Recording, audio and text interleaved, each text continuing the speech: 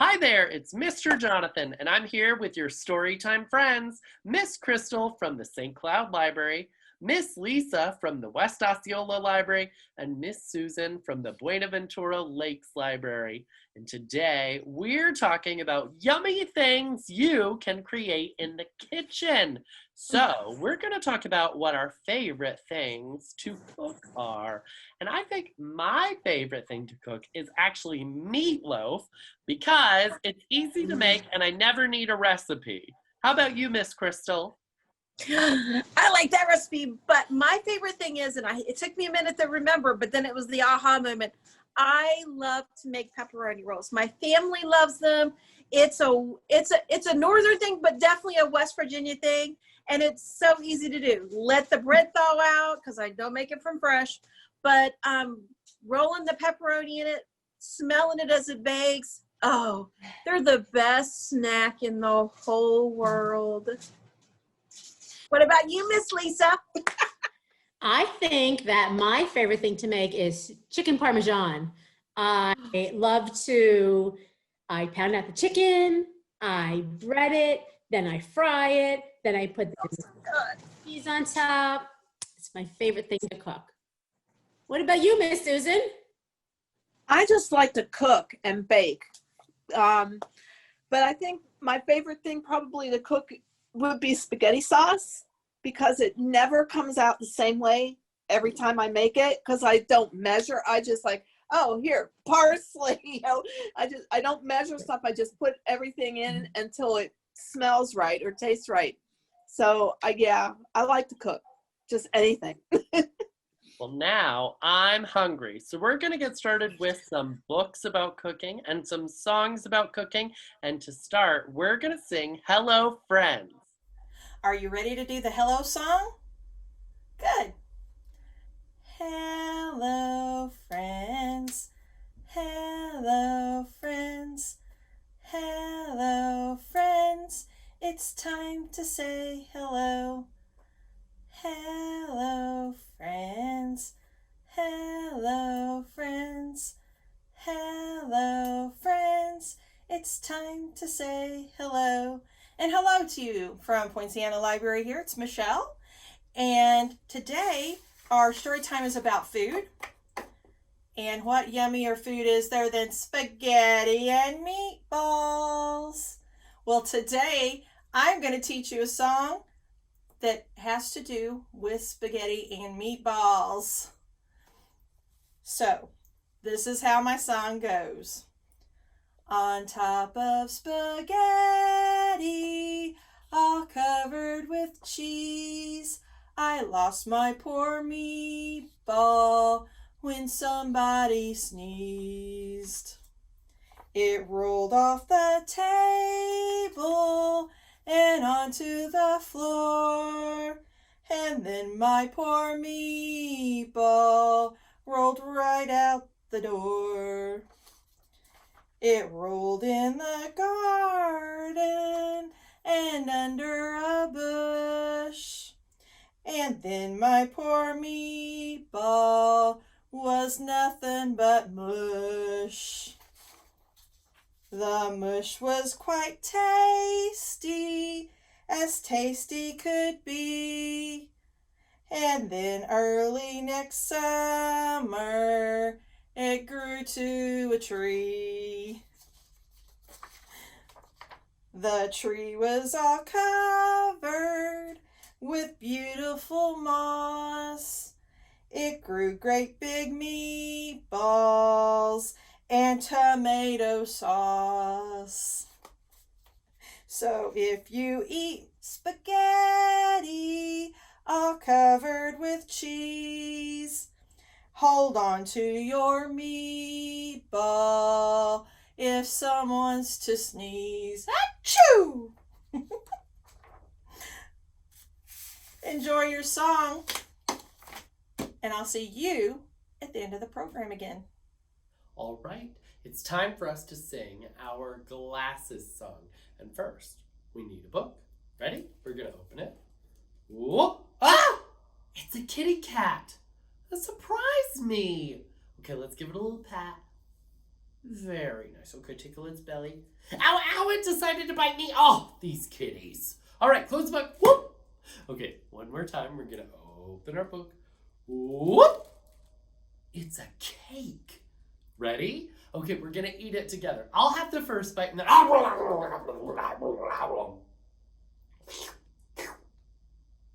Well, I forgot we were sharing. I'm sorry. Whoop. All right, ready? Get out your glasses. These are my glasses. This is my book. I put on my glasses and open up the book. And I read, read, read. And I look, look, look. I put down my glasses and whoop, close up the book. Very nice. All right, and we are going to be reading Marigold Bakes a Cake by Mike Marlborough.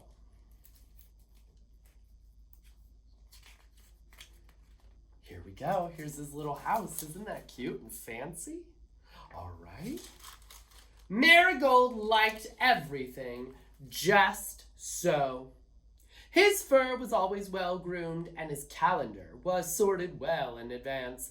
Mondays were Marigold's favorite, because Mondays were for baking, and Marigold loved to bake alone. No distractions, no exceptions. And his door says, no visitors, it's Monday. So no one's allowed to come over on Monday. This particular Monday, Marigold wanted to bake a cake that was absolutely, for-shuttingly fabulous. He had plenty of ideas, but it had to be perfect. With his snazziest recipes sorted, snipped, and clipped for their most exquisite bits, Marigold was ready to begin. So he's got his recipes. First, he separated 3 egg whites and whipped them up in a large bowl. Easy. Next, he added a cup of milk. Peasy. Followed by the juice of a lemon. Squeezy. Then Marigold sprinkled in just a pinch. Let's see, what's he gonna put in there? A finch! Wait, finch? A finch is a bird. What is a bird doing in here? That's not right, said Marigold.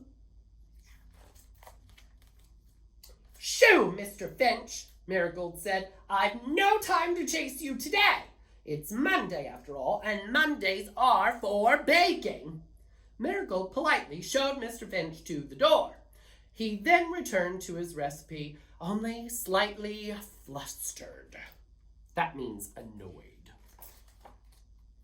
He shaved chocolate ribbons with the utmost care and drizzled the batter with a swirling spoon of rich molasses before tossing in just a smidgen. Ooh, what's he gonna toss in? A pigeon. Pigeon! Oh no, now there's 1, 2, 3 birds! Oh no, that definitely isn't right, said Marigold. Oh no. Marigold's tail went all poofy. A brief chase was in order. Skedaddle! There is no room in my Monday for pesky pigeons. Marigold returned to his masterpiece a bit more frazzled than before. Crafting buttercream pillars and fondant flowers had a calming effect, and he began to hum a little tune before mixing in 3 tablespoons of loons. Loons! Oh no! 1, 2, 3, 4, 5, 6 birds in Marigold's kitchen. Loons! No! Said Marigold, who is looking very annoyed, isn't he? Oh no. With ears pinned back and eyes wide, Marigold leaped about the kitchen in a full-on feline frenzy. No! He's having a temper tantrum, isn't he? Oh my goodness. Poor Marigold. However, this tantrum only made his guests giggle and left his cake, well, rather less than perfect. Now his kitchen is a mess. Marigold was full of fuss. Perhaps a walk would brighten his spirits. He's gonna go take a walk. Calm down. Baking is for the birds, he grumbled as he shut the door. And look, they get on their little chef's hats and their aprons, and they've got the rolling pin. Do you think they're gonna try to bake? Oh, let's find out. Uh-oh. Boy, was he wrong about that. Look what a mess they're making. They're terrible at baking. Maybe because they don't have hands, right? Baking wasn't for the birds at all, but at least they tried. And Marigold recognized a love of cake making when he saw it. So he comes back. Does he still look mad? No, he sees that they're trying to do something nice, right? So he thought that baking wasn't for the birds, but maybe he could teach them. He's gonna teach them how to bake. That might be a good idea. Oh no! He was wrong about that too. He says, get out of here, birds! The end. Stone soup. Have you ever heard the story about stone soup? Have you ever made stone soup? I have never really made stone soup, but I know the story. And I'm going to share that with you today. And we're going to cook up some soup while I tell you the story. So there was a man who was traveling. He had traveled a long, long way. He was very tired and hungry. And he didn't have any money to buy any food. And so he thought of an idea. He reached down and he picked up a nice stone off the ground and he put it into his pocket. And he saw a house down the way. And he went and he knocked on the door. And a little old woman answered the door and she said, can I help you? And he said, ma'am, I'm tired and I'm hungry. Would you have a little bit of food to spare? And she said, oh no, I don't have any food. I was worried about how I was going to feed myself supper today. So the man looked at her and said, we could make some stone soup. And she said, stone soup? I've never heard of stone soup. How do you make stone soup? He said, well, if you can bring me a pot, we'll build up a fire and we'll make stone soup. She said, well, I have a pot. Yes, indeed. So she came back with a pot. And they put it over the fire. And he said, we need to put some water in it. She said, oh, I can do that. She poured a pitcher of water into the pot. And she got her spoon and she stirred a little bit. She said, but that's just water in there. He said, well, I know. He said, we've got to put the stone in there. So he put the stone in the pot and they stirred. And as they were watching the water starting to boil and the steam starting to come off of it, he said, this would be really good if you had an onion. Do you think you have any onions to spare out of your garden? I saw it out there when I came up the path. She said, well, I might have some onions. She went out and she dug up some onions and they put them in the soup and they stirred it and it started to cook and it started to smell really good. And the man said, you wouldn't happen to have any carrots, would you? She said, let me go look in the garden. And she came out back in with a bunch of carrots that they put into the soup. It's starting to smell good. But it needs something else. Do you have any potatoes out there in your garden? She said, well, I believe I do. And she went out and she came back in with some potatoes that they cut up and put in there. It's really smelling good. I wonder what other kind of vegetables we could put in this soup to make it smell really good. Oh, what about corn? Yes, she said, I have corn. She went out and got corn and they put corn in there. Let's stir that up a little bit. It's very good. And of course, we need some green beans. And she said, I have some green beans. They're getting a little old. I better go pick them and use them before I can't use them anymore. And into to the soup they went. And they sat there and they watched it boil and simmer, and it smells so good, but it needs one more thing. It needs, do you have a soup bone? The man asked the woman. She said, I don't know, let me go look.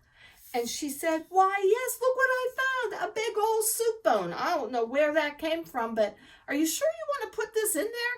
He said, yes, it would be just a thing to add some good flavor. So in the bone went into the soup, and it cooked, and they stirred, and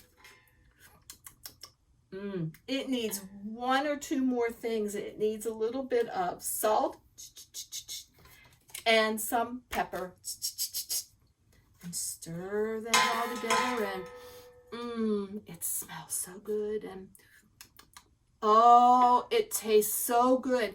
And when the soup was finished cooking, the man and the woman had some soup. They ate, and the woman said, can you imagine this delicious soup made from a stone? Who would have thought? They had so much soup left over that the woman had plenty of food for a few days. And the man said, all I really want is for my stone, for you to give me back my stone. And she said, why, certainly, I have enough here to eat for a week, maybe even have some of the neighbors over. And the man, having a full tummy and rested a little bit, took his stone and went on his way. And the woman, so good. Hi, Storytime friends. We're doing food and cooking. And I picked out lots of books that we have at the library. And it's just a few of what we have. We have lots of cookbooks, lots of books about different foods, about where foods come from, how animals eat, and also about cooking with Sam I Am. I wonder what he's going to make today. Yeah. Well, this was written by Courtney Carbone and illustrated by Tom Brannan. Yes. And this is a beginner reading, so this has got some really easy words for kids who are learning to read to pick up on. Up there's Sam. Yeah. I am Sam. Sam I am. I want to cook green eggs and ham. Oh, who would have thought, right? We can cook them here or there. Yes, we can. We can cook them anywhere, huh? Oh, that's what he says. We can cook them anywhere. Maybe we can visit somewhere in the world, huh? Let us cook them at my house. Oh, please help cook them, Fox and Mouse. Oh, we need chef hats on, huh? All my eggs are in this box. Will you crack them, Mr. Fox? Have you ever cracked eggs? Yeah. Start with butter, but just a pat. We do not need as much as that. Yeah, just a little bit of butter. Yeah. Put the butter in a pan. Ooh, then being careful as you can. It's very hot. Crack the eggs. Watch them cook. The eggs are ready. Look, look, look. Those look so good. I'd want toast with mine. Now we need to heat the ham. Watch and learn from Sam I Am. Definitely need some toast with this now. Turn off the heat. Take out the meat. Cut off a piece. Pull up a seat. He's going to share. I love it. You will like this. Taste and see. You will like this just like me. It is time to eat, eat, eat.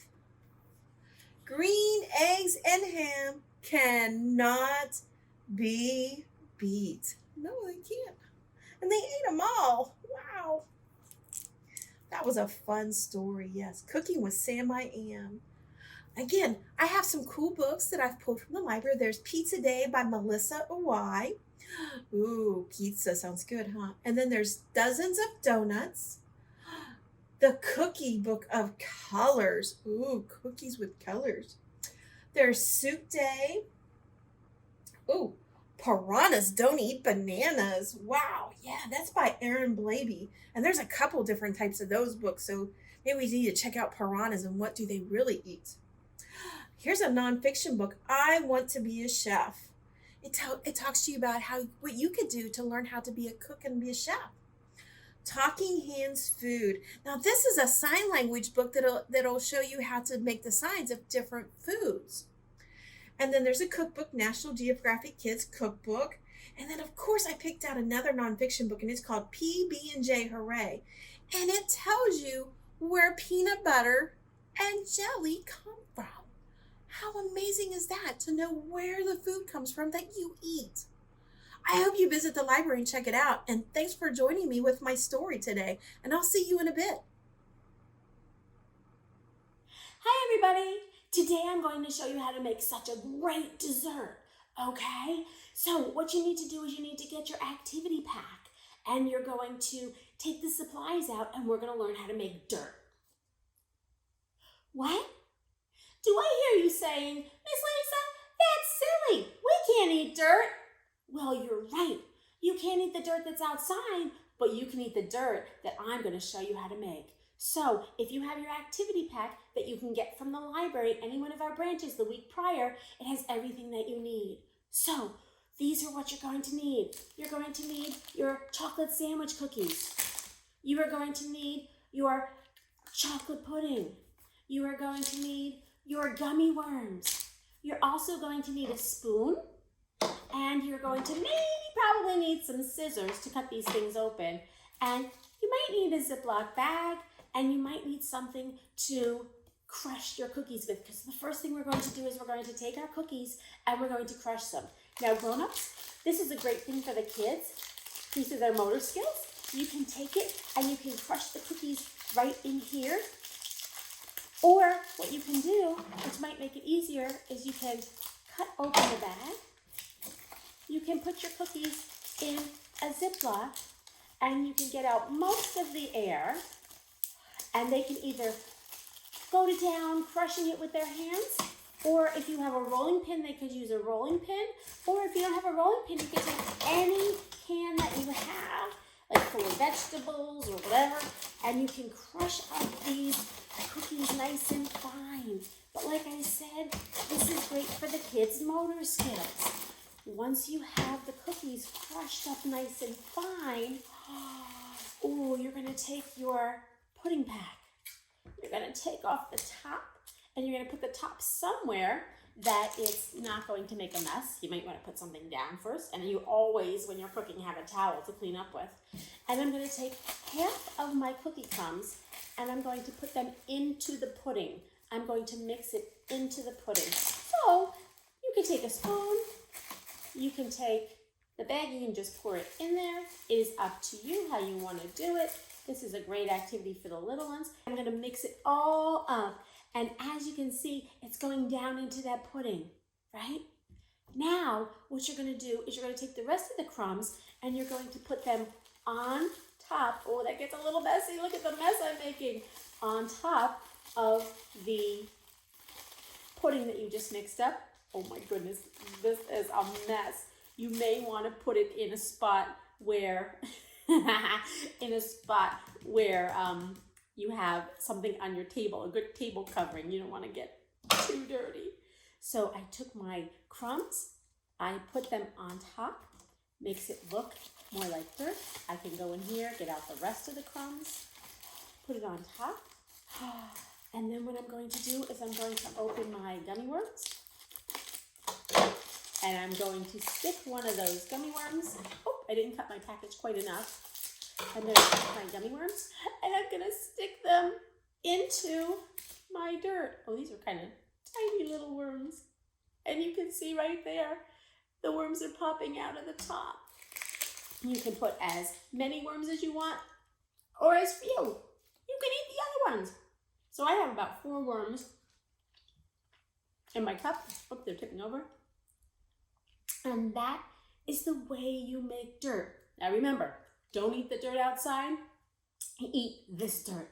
It is delicious. Now you just made an individual serving of dirt, but if you wanted to make it for your whole family, what you could do is you could get a big bowl.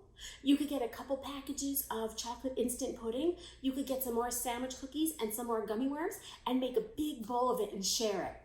Now, if you look on the flyer in your activity pack, I also put a recipe for how to make sand.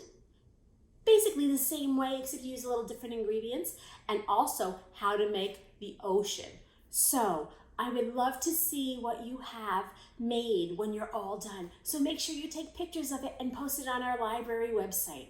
I hope you had as much fun making dirt and going to eat dirt as I did. See you soon. That was a delicious story time. But now it's time for us to sing our goodbye song. So, wave 'em high, wave 'em low. Now it's time for us to go. Wave your elbows. Wave your toes. Yeah, And don't forget to wave your nose. Hey, wave your lips. Wave your tongue. Now guess what? Blow a kiss to everyone. Wave your ears and wave your hair. Now wiggle your derriere. Wave your chin and wave your eyes. Now let's wave our hands and say goodbye. Bye. Bye.